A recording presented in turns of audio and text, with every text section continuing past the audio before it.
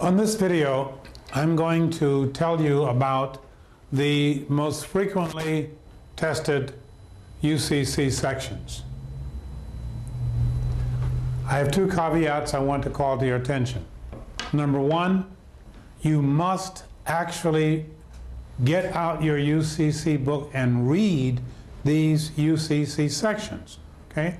Don't rely on the little bit of information that I'm going to tell you about here. This is the critical stuff, so you'll know something about it, but read it, okay? It's important. When you get to the multiple choice part of the exam, they may test some much more subtle aspect of these UCC code sections, so please read them.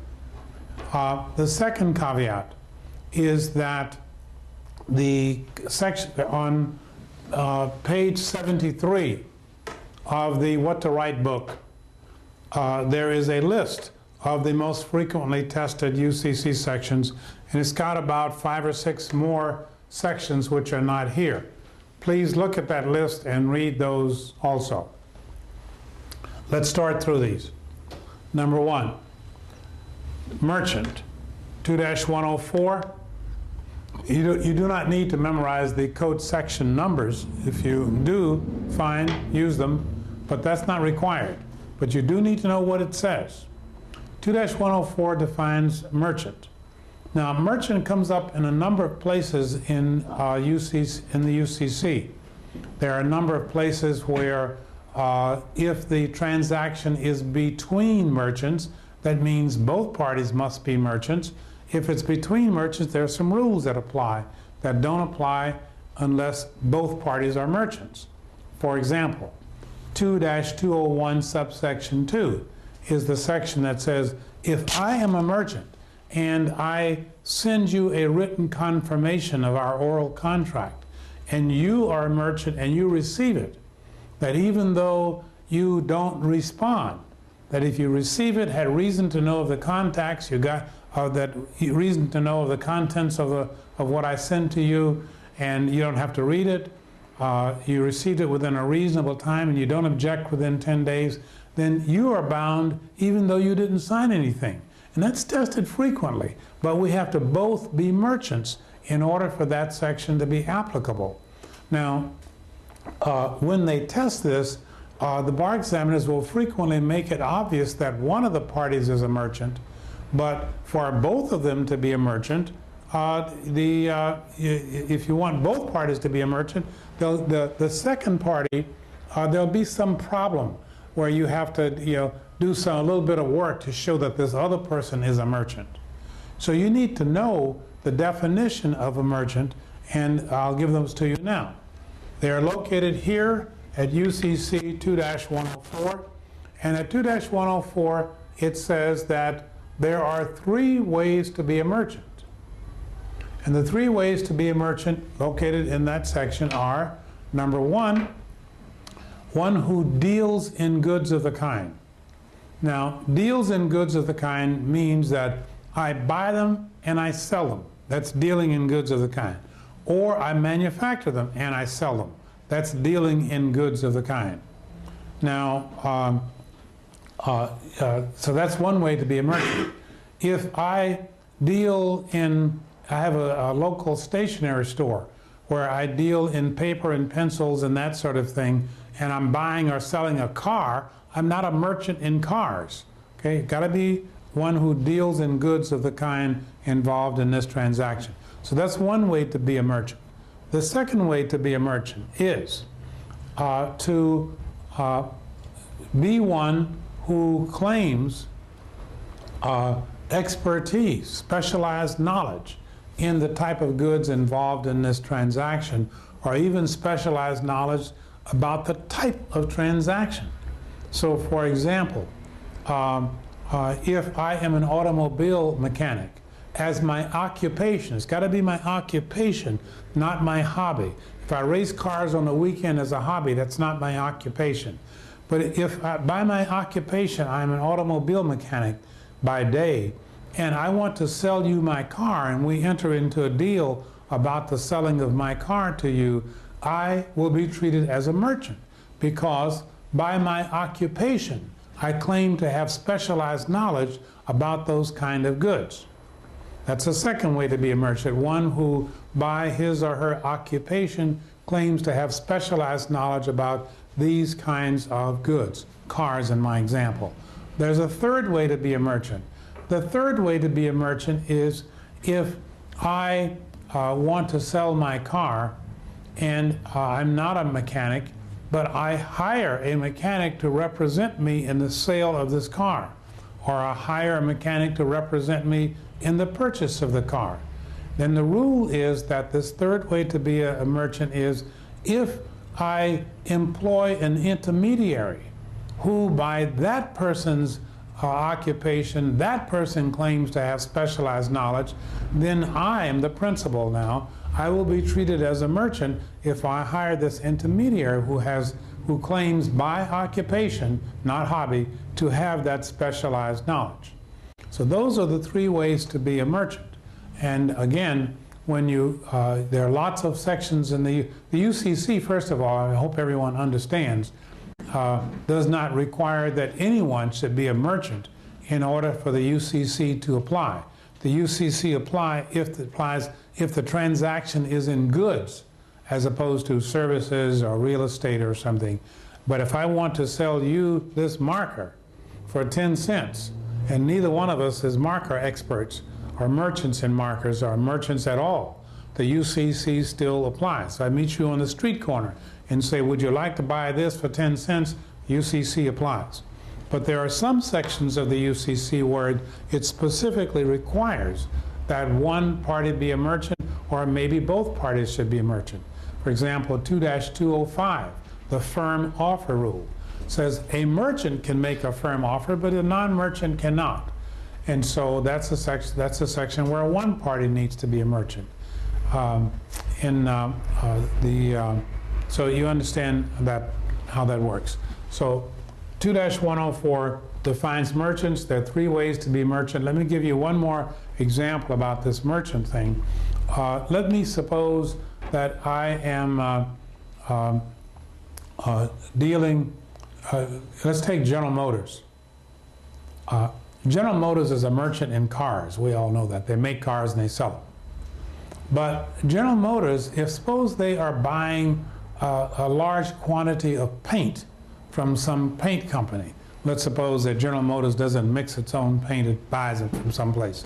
So if General Motors is going to buy a large quantity of paint from someone, if General Motors now is the buyer and the paint manufacturer is the seller, well, the paint manufacturer is obviously a merchant because they manufacture and sell. So they deal in goods of the kind. But is General Motors, who's buying 1 million gallons of paint, are they a merchant in paint? And the answer is, well, wait a minute now. General Motors does not deal in paints. They don't sell paint. So they're not a merchant for reason number one. Number two, does General Motors, by its occupation, claim to have specialized knowledge about paint? Well, General Motors doesn't have an occupation. People have occupations, corporations don't. And thirdly, has General Motors hired somebody? Do they have an intermediary who, by that person's occupation, claims to have specialized knowledge in paint? And the answer is yes. General Motors, you can be assured, has got somebody on their staff that's their paint expert. And that person, by that person's occupation, claims to have specialized knowledge about paint. And that would make General Motors a merchant in paints for that third reason. Next, 2-201, Statute of Frauds. Big deal, tested a lot. There are two sections which are tested frequently, subsection 1 and subsection 2. Subsection 1, first of all, please actually read it. Okay, that's important. Actually read it. Subsection 1 says that a contract for the sale of goods for the price of $500 or more.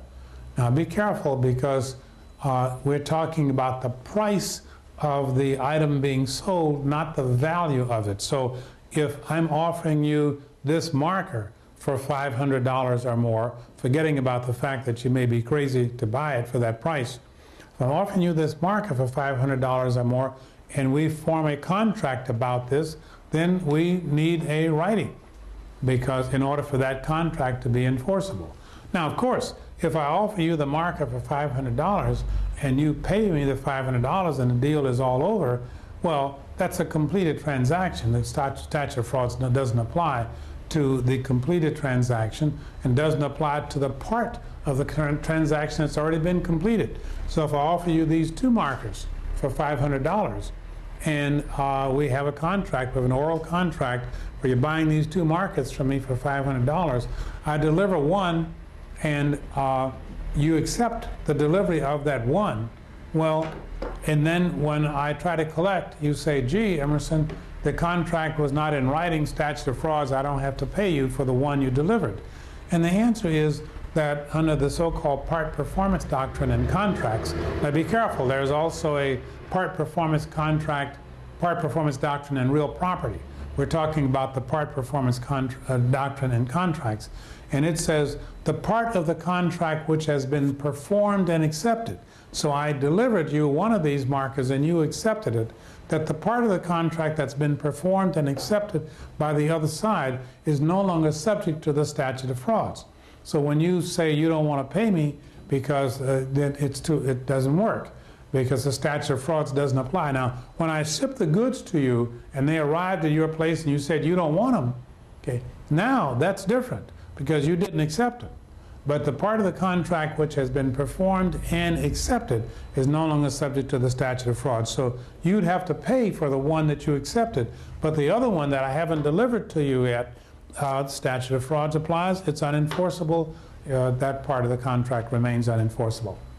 Now, and so we were talking about statute of frauds, and we're saying that at 2-201 subsection 1, it says a contract for the sale of goods. We know what goods are. Goods are movable, tangible, personal property. The contract for the sale of goods for the price of $500 or more. Please notice that it doesn't say for more than $500. It says for the price of $500 or more. Okay, so it starts at $499.99, you can do it oral. For $500 or more, you need the writing in order for the contract to be enforceable, but the part of the contract that's already been performed and accepted is no longer subject to the statute of frauds. This 2-201, please read the whole thing. It also has some other important things in there. The writing that you needs to show intent to contract and quantity. Doesn't have to have the price. Does have to have time for performance. It does have to show intent to contract and quantity. If it also points out that if there is a mistake in the writing, I typed the contract wrong, that even though there is a mistake in the writing, that writing can still be used to satisfy the statute of frauds. Now, what you do about the mistake is different. You may, for example, the court may reform the document to conform to the intent of the parties. So if we had a contract for 90 cents a pound for some bolts, and I typed 91 cents, that doesn't change our oral contract. I just typed it badly. And the courts will enforce the contract at the 90 cents, will reform the 91 to read what we intended. That's subsection 1. And then subsection 2, 2-201 subsection 2 is also frequently tested. And the way it is frequently tested is what happens is that you and I are both merchants. Now for 2-201 subsection 2 to apply, both parties have to be merchants. For subsection 1 to apply, nobody needs to be a merchant. But for subsection 2, both parties need to be merchants. This is the case where you and I form a contract on the telephone, and it's for the sale of goods for the price of $500 or more, so we need a writing, but the contract doesn't have a writing yet. But now, if we are both merchants, that's a whole bunch of little requirements now to this subsection 2. Let me tell you about them. I want you to read it, please, but I'm going to tell you about most of them. It says, if both parties are merchants, and you might have to prove that, and if I send you a written confirmation, and you receive it within a reasonable time, that's another requirement. You actually received it and you got it within a reasonable time, and what I sent to you was sufficient to bind me, so that I am bound by the writing which I sent to you, and you have reason to know of the contents of the writing. You don't have to actually read it, but if you don't get letters from me all the time or emails from me all the time or something, then you have reason to know of the contents.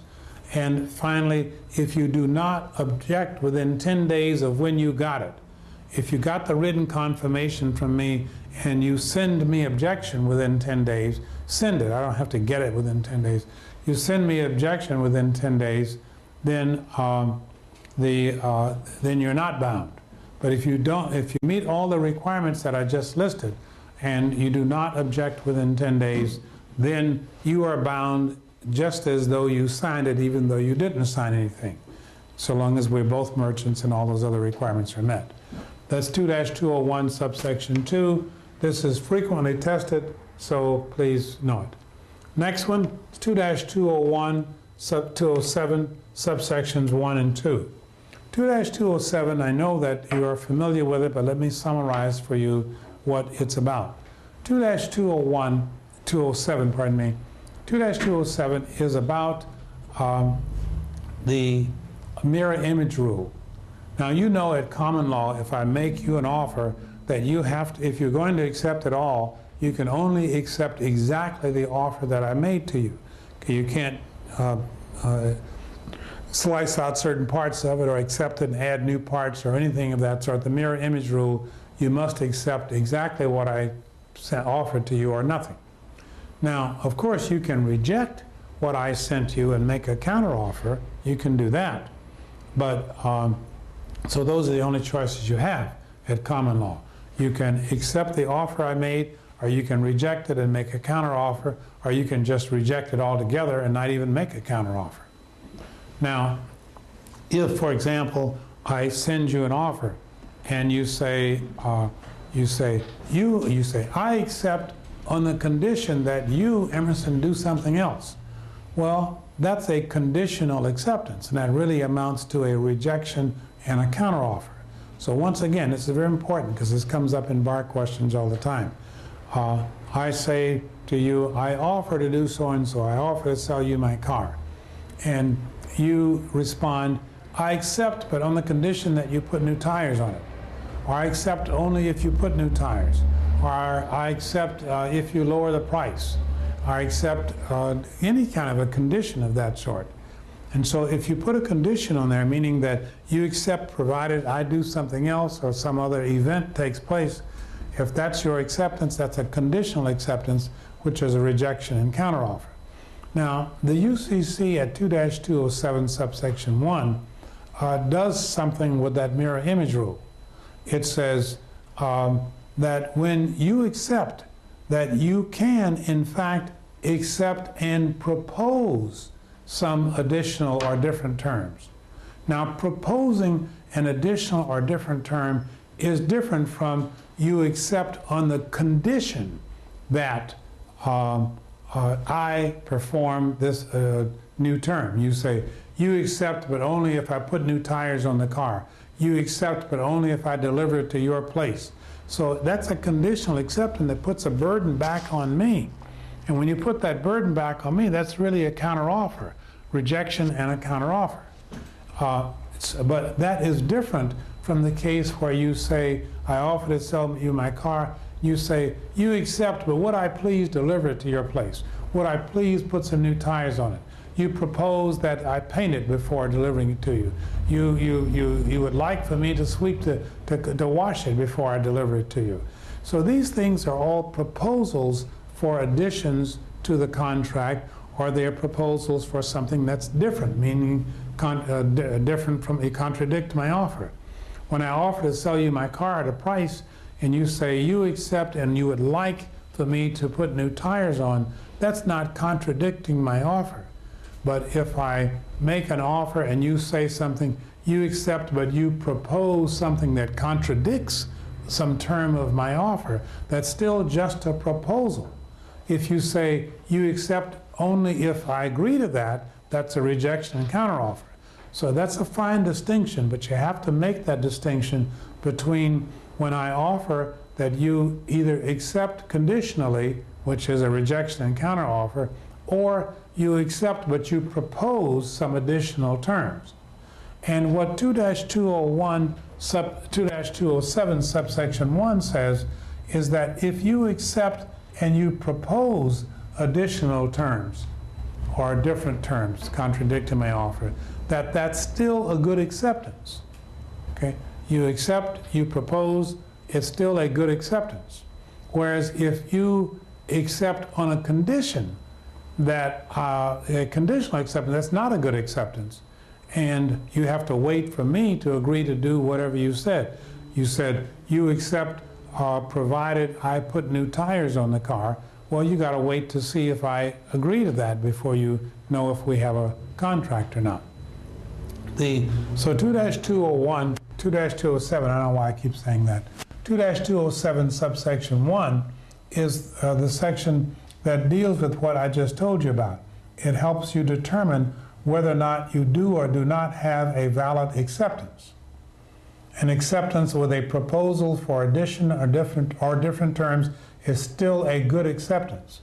An acceptance that is conditional is not a good acceptance. Now, sticking with 2-201, a little bit longer here, there is one other thing that's contained there that's important.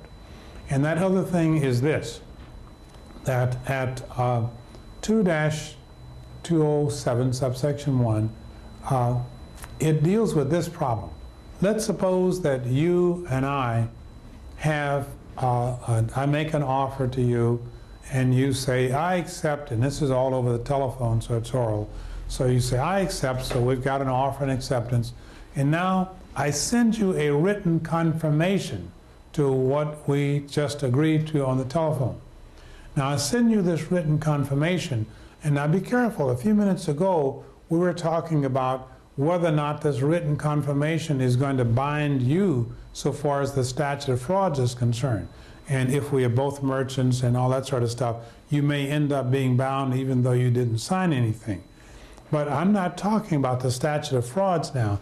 I'm talking about the written confirmation, and I'm going to add some additional terms in my written confirmation, or a different contradictory term in the written confirmation.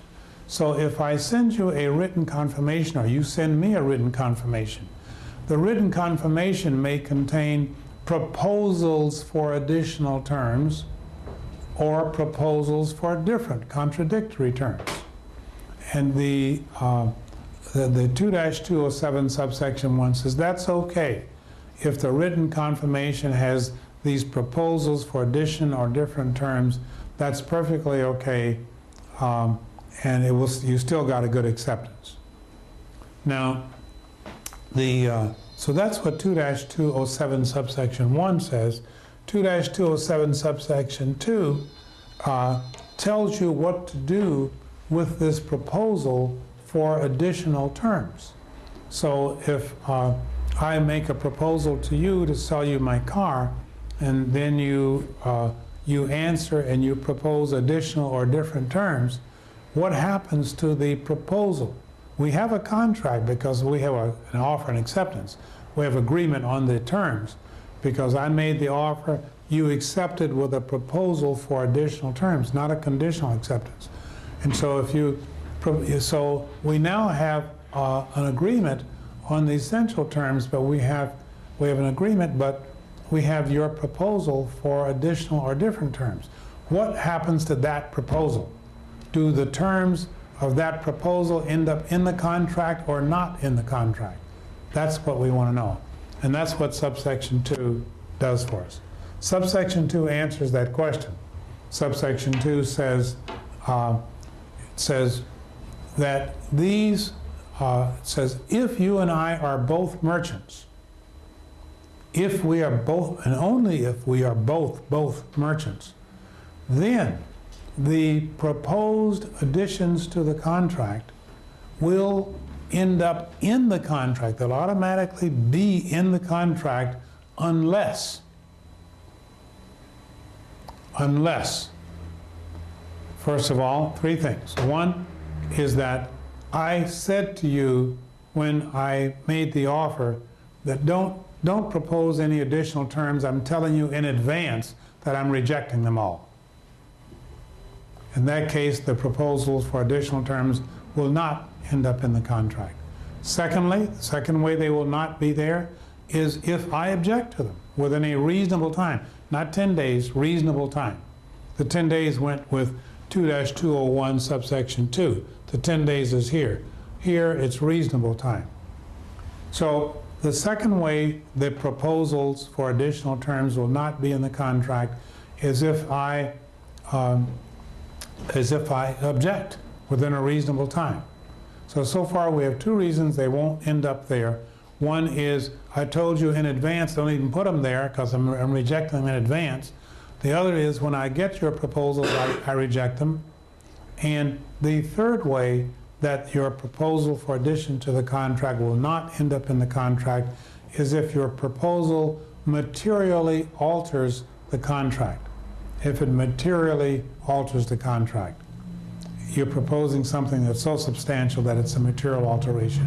Obviously, there's room for debate here as to whether or not your proposal is a material alteration or not.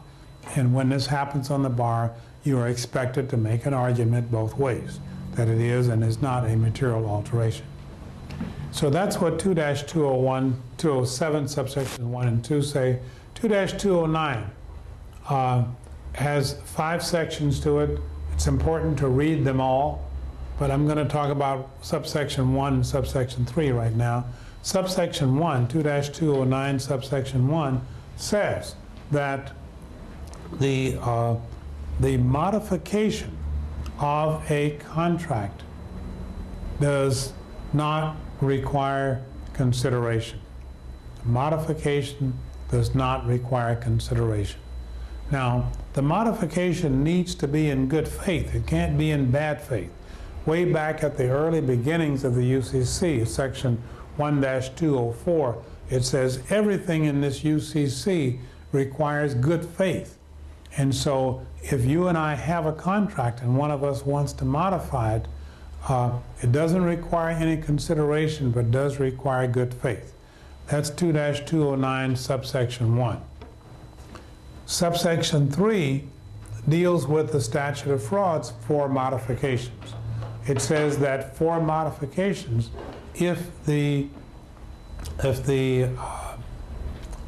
contract as modified would have required a writing if you had started there, then the modification needs to be in writing.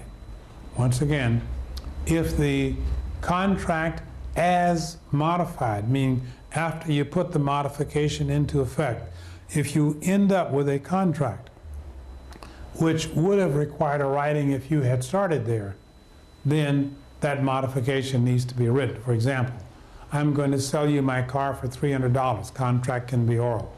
I put new tires on it and in good faith say, I now want $700 for the car. Well, that's a good faith modification, offer of a modification. If you accept it, the problem now is that I'm now selling you my car for $700. That requires a writing. And so the modification from $300 to $700 needs a writing.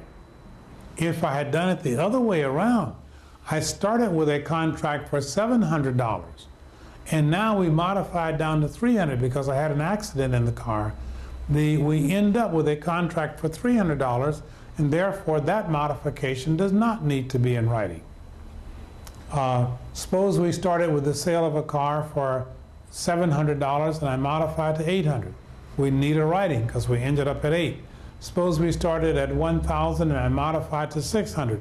We need a writing for the modification. Notice this has nothing to do with whether or not you needed the original contract in writing. Okay, the rule does not depend on that. There's an earlier common law rule that did it that way, but that's not the way the UCC does it, and most common law jurisdictions do not do it that way. The general rule is you look at where you ended up.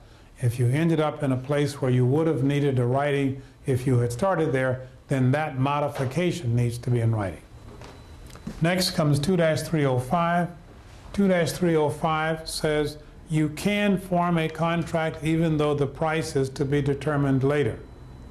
A lot of common law rules may not let you do that. Price is so essential. In the UCC, price can be determined later. You can have a contract without the price. 2-306 is about output and requirement contracts. 2-306, output and requirements contracts. This is the case where normally you need the quantity, even under the UCC, where you are forming, under 2-201, if you're forming a contract for the sale of goods and it needs to be in writing, one of the few things you have to have in that writing is quantity. I think I said a few minutes ago you needed intent to contract, and I think I said quantity, I hope I did, but you need intent to contract and quantity in order to have a sufficient writing. But under the, if you have a requirements or output contract, you have a problem with the quantity. Let me tell you about that. I run a factory, and in my factory, I make bicycles. And you make a deal with me where you will buy, you offer to buy, we make a contract, where you are going to buy my entire output, all of my output of bicycles for the next year or something. So you're going to buy my entire output of contracts, of bicycles, and so what's the quantity? Maybe we have a price, you're going to buy them at a certain price, but what's the quantity? Well, my entire output is not a fixed number. And at common law, you couldn't have contracts like that unless I had been in business for a while and we had a pretty good fix on what the quantity was. So I had to have an established business, so we had a very good estimate of the quantity.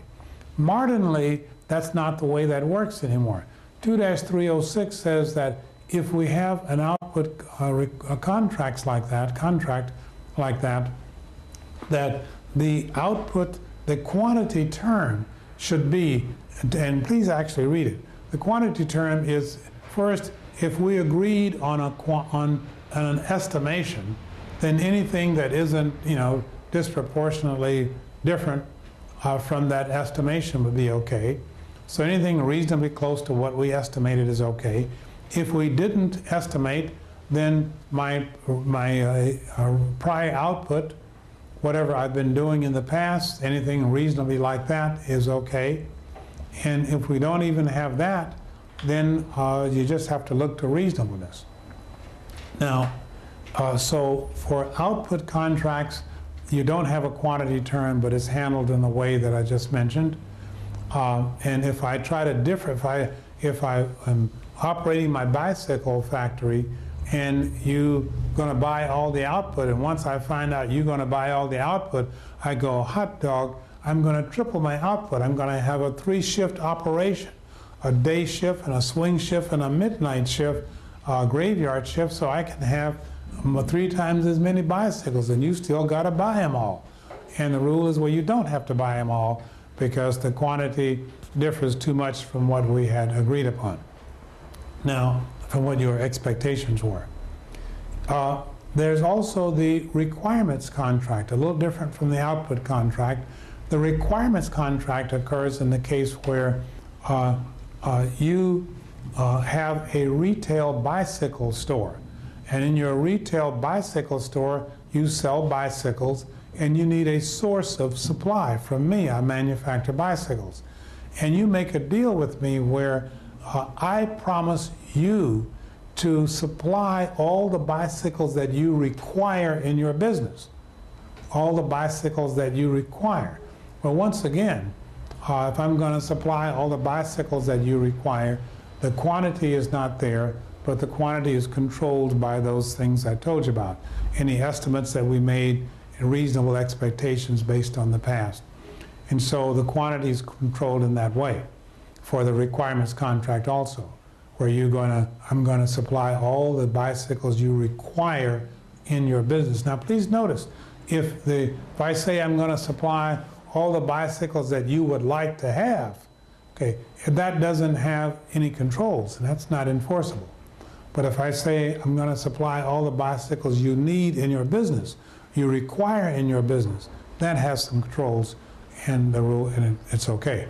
So we can have requirements contracts, output contracts, even though the quantity is not quite fixed. And the last thing I want to tell you about these requirements and output contracts is that where is the consideration? That is to say, if I run the bicycle factory, you're going to buy my entire output, and I promise to sell you my entire output. Where is the consideration? See, if I sell you one bike and you pay me money, well, you've got consideration. It's not a problem. It's a bargain. But in the case of the output, you have to recognize that the consideration is as follows. If I'm going to sell you my entire output, then I have incurred a legal detriment because I can't sell any of my bicycles to anybody else, even if they want to pay me a better price for it. And so I've incurred a legal detriment in that I've promised not to sell them to anybody else. So that's consideration. I suffered that. And you have incurred a legal detriment because you have to buy all of my bicycles. Before we made this deal, you didn't have to buy any of my bicycles, let alone all of them. So now you got to buy them all. And secondly, I can't sell to anybody else. And that's the consideration on both sides. In the case of the requirements contract, there's also consideration on both sides, because in that case, I am now obligated to supply all the bicycles you require. Well, in supplying you with all the bicycles you require, I didn't used to have to do that. But now I do, so I've incurred a legal detriment. Your legal detriment, you're operating the retail bicycle store, your legal detriment is that you have to promise to buy exclusively from me. You can't buy from anybody else, even if you can get a better deal from somebody else. So we both have incurred consideration, and you need to know that because that often comes up on the exam also. That takes care of the requirements and output contracts. 2-609, adequate assurances, simply says that if we have a contract where you are supplying goods to me and I have reason to believe that you may not be able to supply these goods. There's a strike at your factory. There was a fire at your factory. There was an earthquake, and I think your factory may have been partly damaged. I hear that you may be going bankrupt.